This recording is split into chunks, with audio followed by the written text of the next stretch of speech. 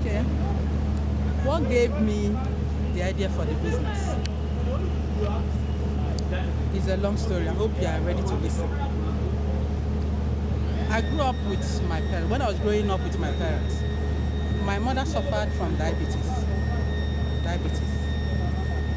So we used to have a lot of fruits in the house. Mm-hmm. A lot of fruits. In fact, there's no day you come to a house that you will not see one fruit or the other. Because of her condition, we're always taking fruit. I later left, went to school, got married, moved to one part of Lagos called Ketu.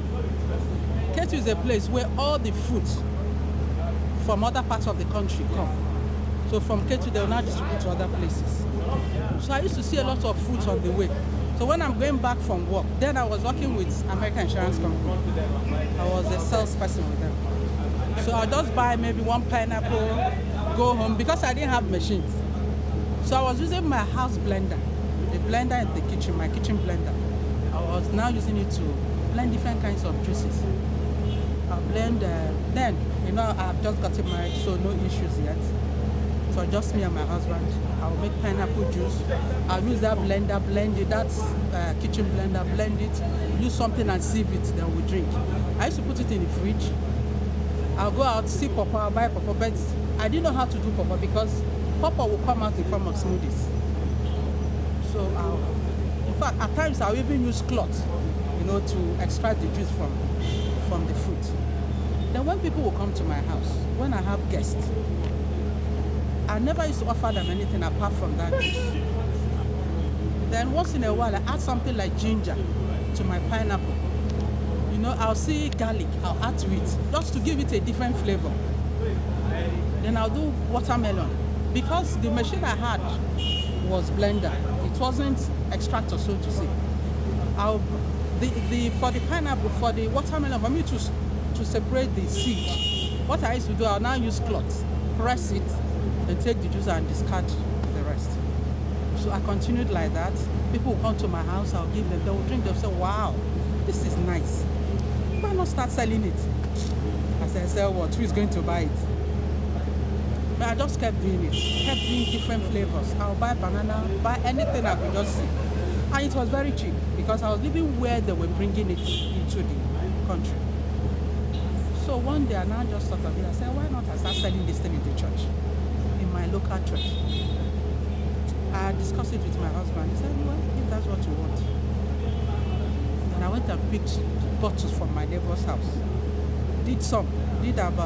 I picked this 1.5 liters. So I did about 10. Took it to church. After we closed from church, I just opened my booth. I said, come and buy fresh juice, pineapple with ginger, pineapple, only pineapple. I was just advertising it. Before I knew it, within 10-15 minutes, I had finished selling the bottles. Another day I took 30 bottles. I finished it. Then some people came and met me in the church and said, for some of them that cannot afford 500 naira, why not I make the smaller bottles so that they too can buy? I said, okay. Then I now started doing 75 cl of it, half of that one. The same thing it was doing. After a while, I just got tired. I stopped. Then I got admission to do my master's. I did master's in public admin.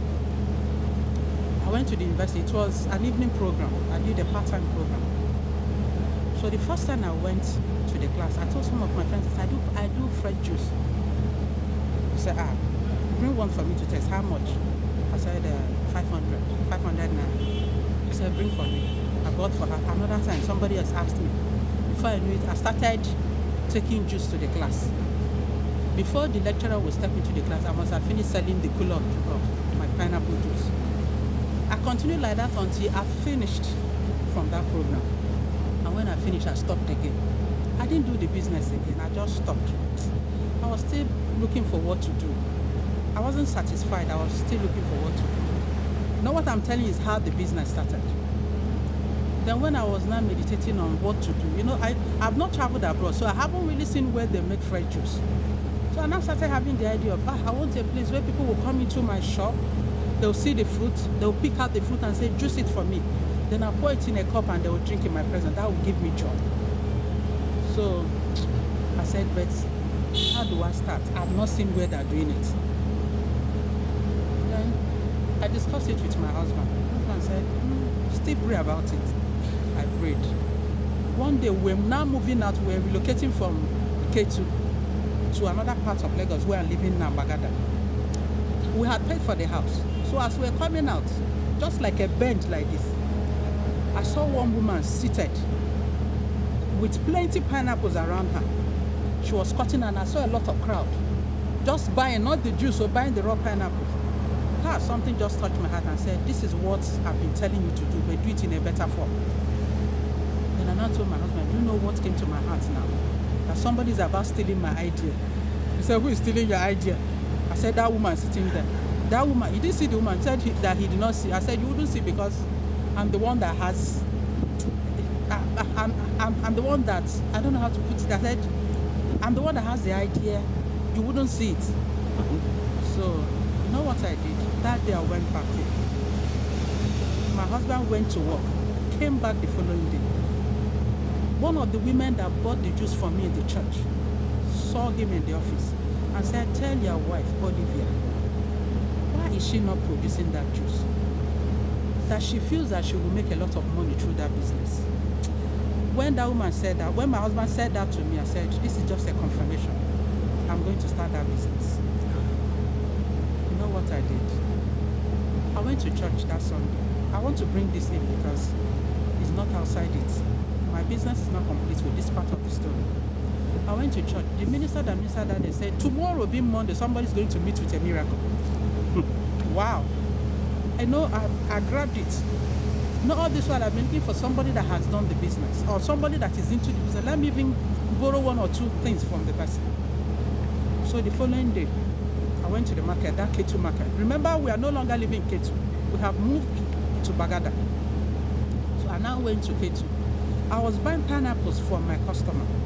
I just looked at, I saw one lady standing there buying pineapples. I looked, I said, this is not one of the women that sell fruits in the market.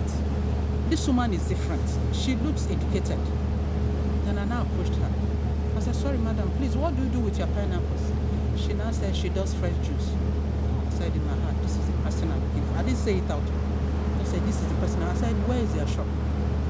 She said her shop is at Ajolo Deku. It's in Victoria Island here. I said, please, can you show me the size of your juicer? Remember that time, I have not seen any juicer. I've been using my own blender. She said it's something like this, not big, that she has not seen a big one, that she has traveled to France, traveled to America, traveled to so many countries, but she has not seen any bigger machine that she's still searching for. I said, madam, please, can I come and visit you in your shop? She said, please feel free. That was it. I just said, this is the miracle I've been looking for. I know that I had started having the idea of getting a shop. I had met somebody was moving out from a shop. I asked the person to let me have the shop. She agreed. So I now went to visit this woman. When I got there, the exact picture I saw in the shop, what her set in everything was what I had in mind. I said, this cannot be a coincidence. It's divinely orchestrated. So she said I should just sit by the corner and observe. So I was observing everything. And as God will have it, that day I met that woman in the market was my first day of meeting her. But she opened up to me. She told me everything I needed to know in the business. She made different flavors for me. She said I should test this one. When I start, I should be doing it. She made mixed fruits, banana flavors, so many flavors that I didn't even know of. She did so many things. Then she opened up her sales book for me. She said, this business is very lucrative. You will make it. It's difficult, but you will make it. It's new in Nigeria, but you will make it. She encouraged me so much, which after that day, I saw one particular machine in her shop, one small orange juicer.